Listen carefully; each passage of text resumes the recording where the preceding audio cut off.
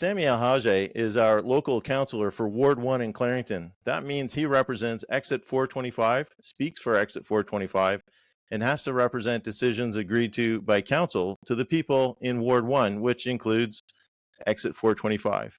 Welcome to Exit 425. My name is Steve Ray.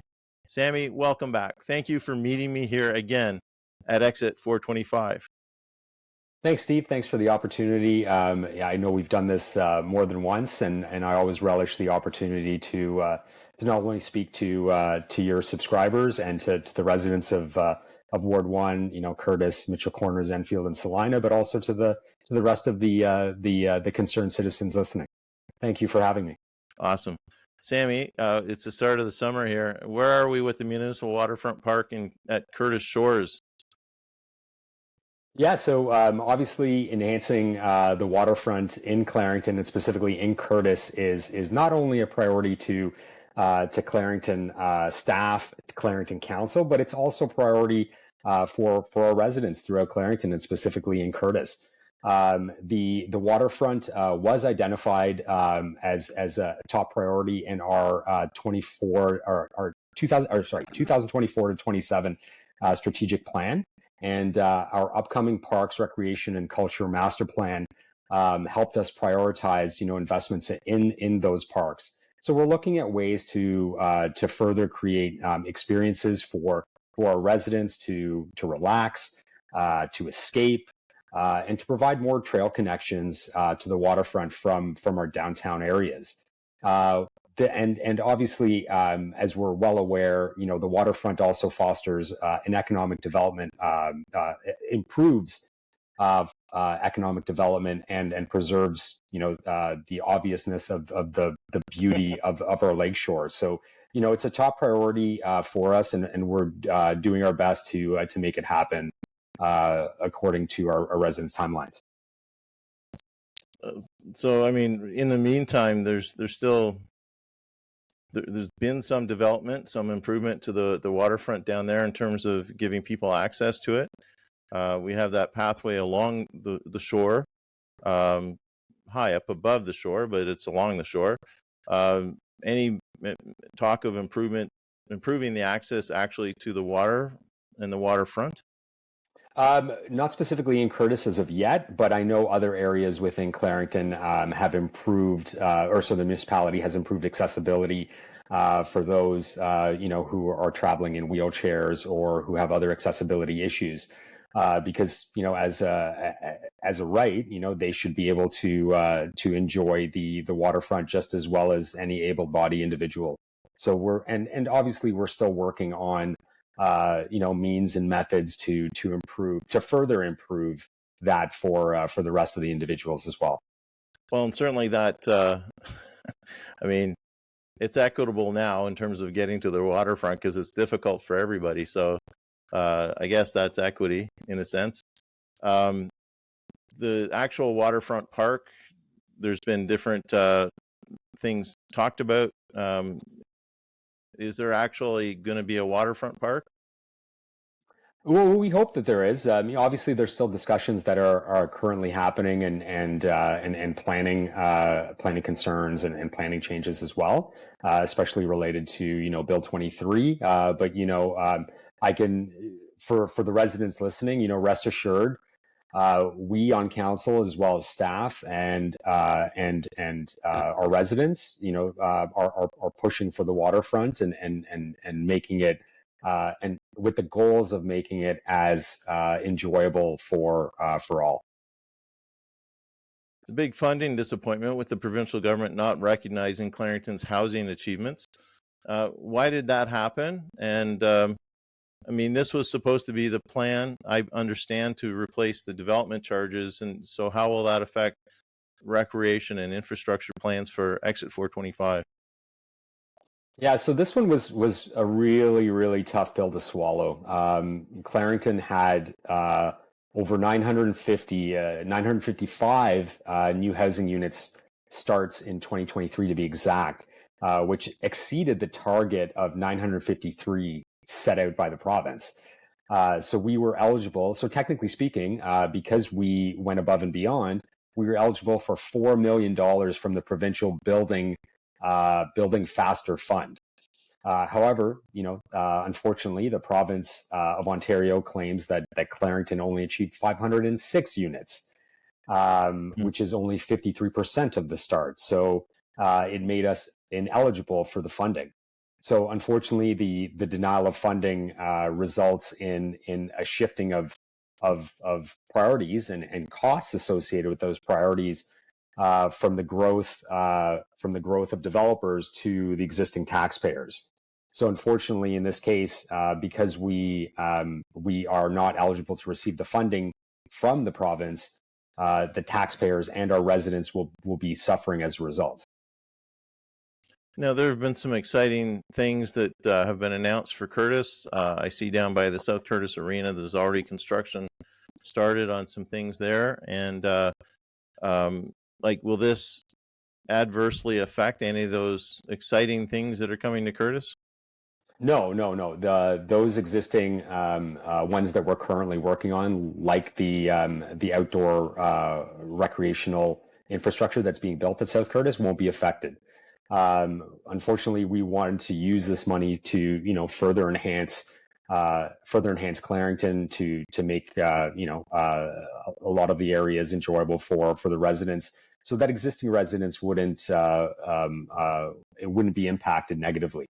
And obviously, as a council, Clarington is calling on the province to be fair to the taxpayers and further review the methods and reevaluate the numbers so that we can get our fair share of the funding and be able to support our existing residents and our future residents as well. Well, and that's a big part of it, right? A lot of these things are, I like to use the term, let's get out ahead of it. And that would be a huge thing. Yeah, absolutely. It's of utmost importance to be proactive. Coming from the public health side of government, where you have to be proactive.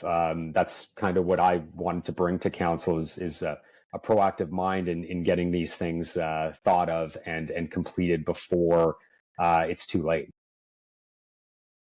Last year, you are reaching a new level of celebrity this summer with the reading with your counselor at the library. I may not have the title of that right, but I think that's a pretty cool initiative to get our counselors and mayor and all the political staff out.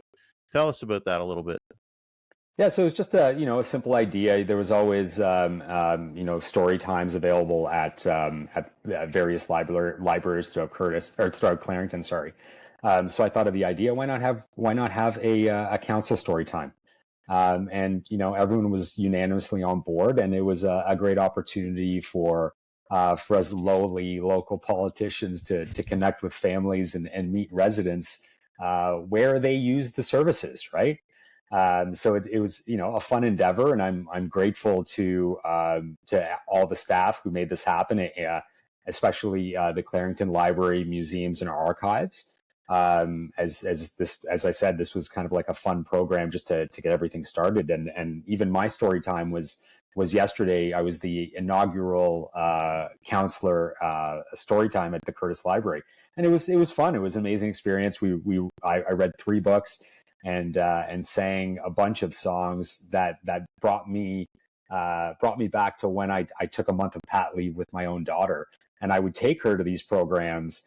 The reading programs and the exercise programs, and it was a fun bonding experience for parents. And obviously, I hope to do it again. I love the experience and would love to do it again. And also, just while I have you still, just wanted to give a big shout out to all the CLMA staff, who have consistently worked hard and made fun experiences like this happen. And did you even know, Steve, that you can get seeds for your garden at our libraries? I think I'd read that, but yeah. That's pretty awesome. And we can get things like I think a provincial park pass for the day. We can sign that out. All those different things. So I love the audio book access that I have through our public library, and use that constantly. So they're not just shelves with books anymore, are they? No, they've expanded, and the seed library was amazing. You know, you go and get, you know, cucumber seeds or tomato seeds or herb seeds, and you bring back the ones you don't use. So it's, you know, it's an amazing experience to bring the community together, and it's fun. That's awesome. And you can go get a book read by your local counselor. Yeah, So exactly. that's very cool. Excellent. And I'm glad you had a great time. It seems kind of odd. We've just come off a very cool, warm winter, cool spring, maybe. And I'm going to ask this question about the Santa Claus parade. Is there any chance of one in Courtice this year? 6 months out, I think. Yeah, so they're still in the works. There will be a Curtis Santa Claus parade. A brand new committee is in place, and they, as well as me and some of the other counselors, are working hard to make this happen in our community. I know that our residents have previously missed this holiday tradition, and I'm so glad that it's returning. Also in conjunction with our tree lighting ceremony, which was a massive hit that brought, you know, the community together as well. At this point, there's no specific date. No. Obviously, we're 6 months out and they're still organizing, but obviously, I will share it as soon as I can. And also, just to note that there will be an exciting announcement coming soon related to. I don't want to give too much detail. I don't want to ruin the surprise, but I guess like a local event which will also bring the community together and have fun during this time. Wow, that's inviting enough just to be mysterious and vague enough to really keep us wondering. So that's awesome.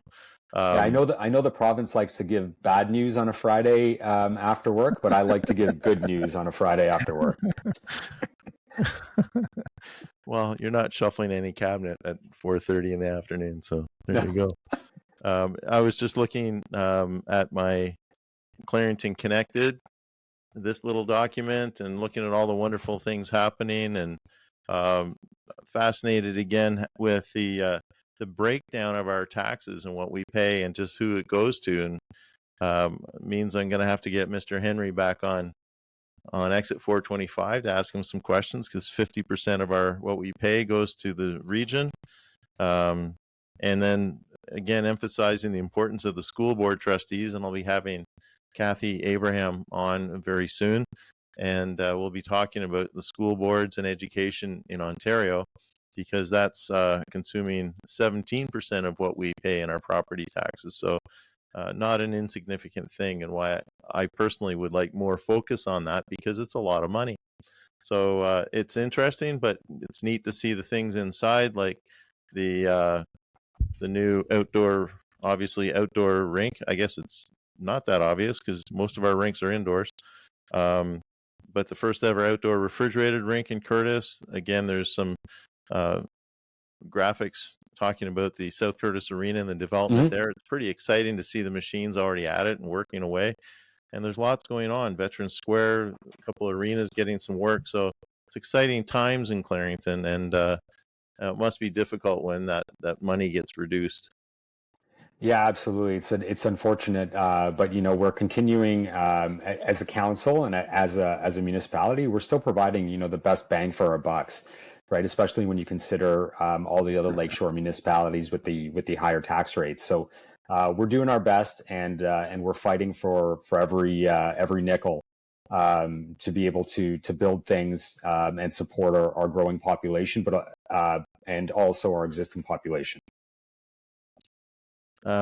Speeds in downtown Courtice, in as much as downtown is Highway 2 between Town Line and Courtice Road. Any plans for changes, or is that a regional decision? I can't remember whether we've talked about this before, but is that a regional thing? It is, but we did touch on it a little bit. We did talk about downtowns, I think, on our first first podcast together. And I don't know if you recall, you'll probably remember after I say this, but I jokingly said that if you put a Starbucks anywhere, it becomes the downtown. So It's not untrue. yeah. But obviously, thank you for raising an important issue. One of the biggest things that I heard about when knocking on doors and speaking to people still to this day is speeding and road safety. Safety is an utmost priority for everyone, for council, for staff, for parents, for residents, and for anyone in between. And we've taken steps to address those concerns about speeding, especially as you recently heard or recently read in school zones. We've lowered speed limits in school zones throughout Clarington to 30 kilometers an hour, and that was one of the main priorities that I wanted to bring to council upon being elected, because it was the one, having a wife who's a teacher, and knowing the utmost importance of safety, especially in walking to school, which is not done as much as it should be. No.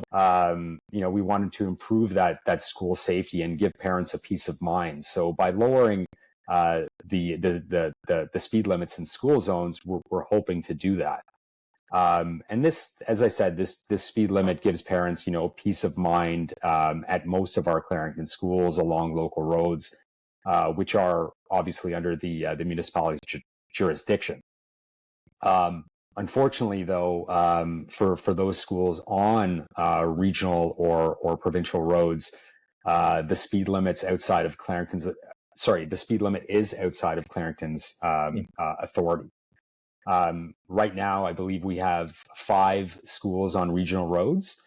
And to fix that, our regional councillors as well as local councillors, including myself, are working with the region of Durham to request that they match Clarington's lower speed limits in these school zones on regional roads. On top of that as well, for the one school, I believe it's called the Pines, and Clark High School on the 35-115. We requested that the Ministry of Transportation, reduce the speed limit on that section of the 35-115, and have engaged, the school board trustees for comments and support, obviously. Yeah, that's always a mystery to me, and I know that someone I spoke with, I believe it was Pat Pingle, one of the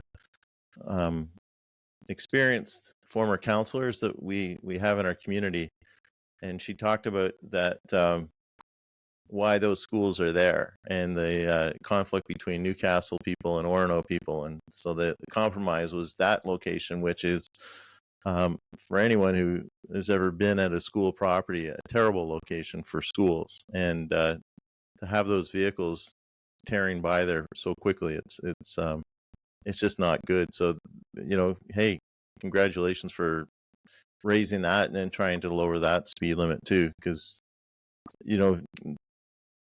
students will be students and they'll go looking for food, and they really don't care where it is. So it's up to everybody else to kind of make sure the place is safe.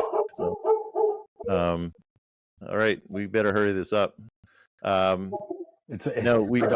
dog was sleeping right beside me, and now he heard somebody at the door, so he's going to go run upstairs. So he'll be good in like 30 seconds. But just to talk about your point there, sorry. No worries. Just talk about your point there on the specific Pines and Clark High School. Clarington is still working with other levels of government, to make sure we're providing that high quality of life and improved safety, specifically in this area. And your comment on, or sorry, your regurgitation of Pat Pingle's comment, that's news to me. I've never heard that before, because I know that this high school has been there for a long period of time. So knowing the history, obviously helps in figuring out a solution, in the future. And the challenge is that both of those communities are growing so much that, to have a separate high school in each of them or something like that would be, the ultimate solution. So, but I think that's a little time off. at this point. When I last spoke with the mayor, we talked about downtown Courtice, notwithstanding our conversation we had a little over a month ago about ice time. But when we talked about Courtice, we talked about downtown Courtice, and notwithstanding your comments about the Starbucks being the focus of that, is there an effort to, well, is there one? And is there an effort to promote or develop one? Yeah, so as you kind of pointed out earlier, the idea of the downtown was from, I believe, from like Varco to basically like Charles or Curtis Road. With all the development happening in Curtis, specifically on a Highway 2, like I would love to get a discussion going on having that downtown discussion again.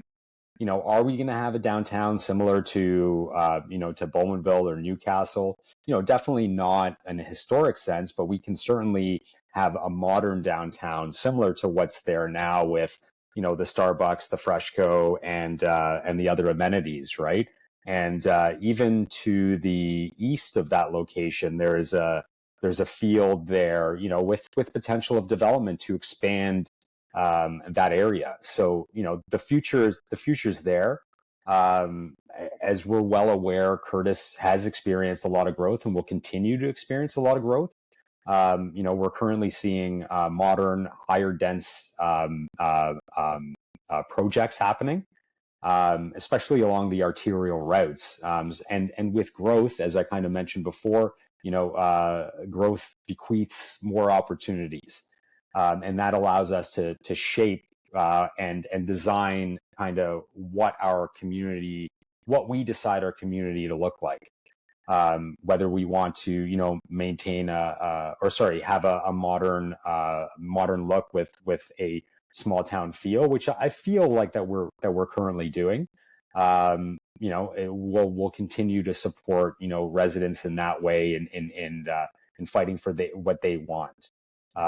Obviously, with that growth, though, all comes more options to dine, shop, go for coffees, walk around, and these defined spaces will continue to be able to support our residents' needs and get people out of their cars and walking, and that's just more people on the move in a community is just a better community, right? So absolutely, and a healthier community, right?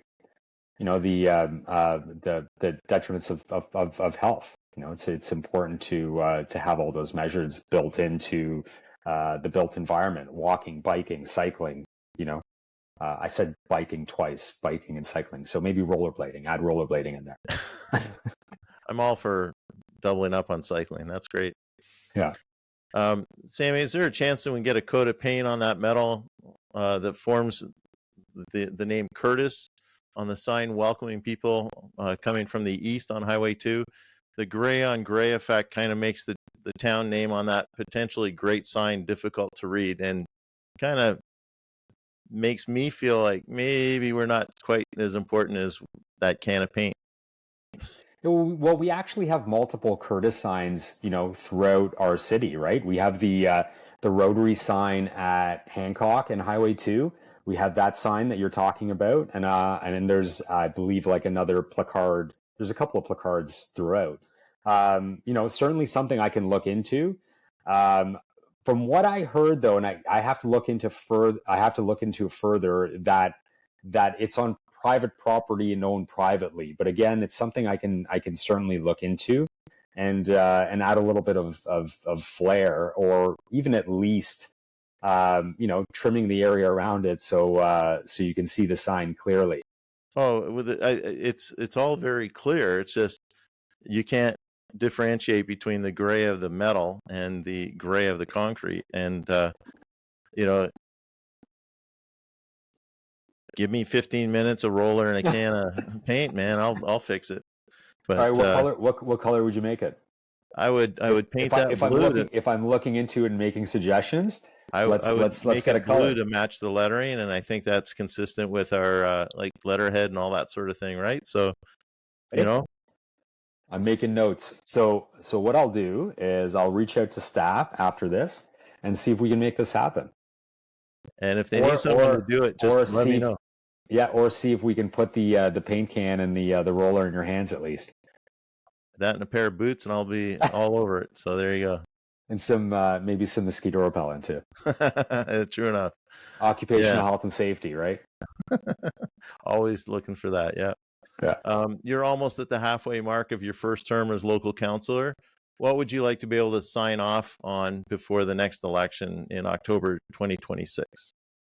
Yeah, well, halfway through, there's still lots of time. There's still lots to be done.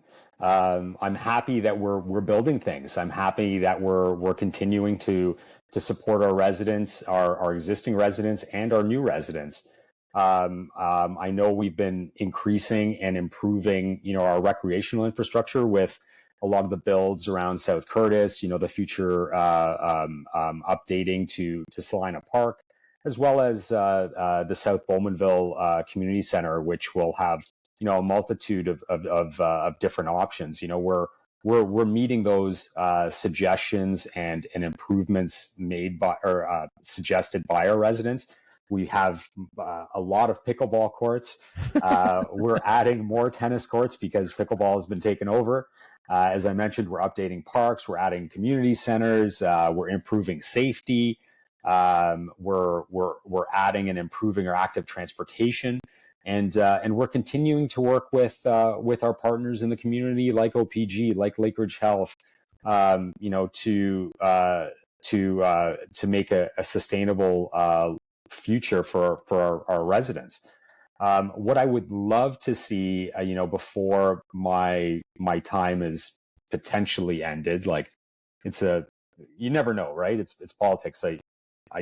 I know statistically speaking, incumbents have a really good opportunity at winning, but you never know, right? It's a beauty pageant. I would like to fight for 2 more pads at South Courtice. That's one thing I have been working on behind the scenes with the goal of being proactive. I come again from the public health background of being proactive and the old adage of build it and they will come, right? And it's a great opportunity, not only from a cost savings perspective, to add 2 pads at this location, but also it's a one-stop shop as well, right? It will help parents become more efficient and not driving one location and then the other. They might be able to have 2 kids playing hockey at the same time at South Courtice. So it's something that I would like to at least get announced by next election. And obviously, sorry, I was swallowing my breath there. And obviously, like a Courtice Waterfront, as it's been identified as one of the most important aspects to what our residents want in our community. And I think it would be a significant environmental or ecological thing to make that park as big as possible. So that's and the sad part is our previous local and regional councillor, that's what they wanted before the last election. When I first interviewed them well before the last election, and sadly that the ink on the paper wasn't there. So hopefully it'll happen before October 2026. And love the idea of more rinks and recreational facilities. And who knows what else will come up in the next couple of years, though, right? Yeah, absolutely. And everything that we just mentioned also adds increased and improved tourism to the area as well, right? Which improves the business community and will help sustain those businesses that choose to come to Courtice or choose to come to Clarington, because the dollars are here. Yeah, absolutely. Awesome. Sami, thank you for meeting me here at Exit 425. How can people reach you? Yeah, no, always happy to be here. As I said, they can either reach me on my email, which is S as in Sam, E as in Echo, L as in Lima, H as in Hotel, JJEH at clarington.ca. Or they can contact me through the municipal website. I'm easily accessible, and that public health hat has helped me, have goals of responding within 24 hours. So I try my best, and when in doubt, just reach out, and I'll try to help as best I can. That's awesome. And to all who are listening or watching, thank you for listening or watching to this episode of Exit 425. Please like and subscribe on your favorite podcast platform and on YouTube. Our mission is to provide substantial information and education that goes where you want, because it's where we live. Exit 425 is a production of Studio 38 Audio, copyright 2024. My name is Steve Ray. If you have questions or would like more information about Exit 425, join our Exit 425 Facebook group, like the Facebook page, check out Instagram, Medium, LinkedIn, X, and TikTok, or email me at exit425401@gmail.com. Exit 425. It's where we live.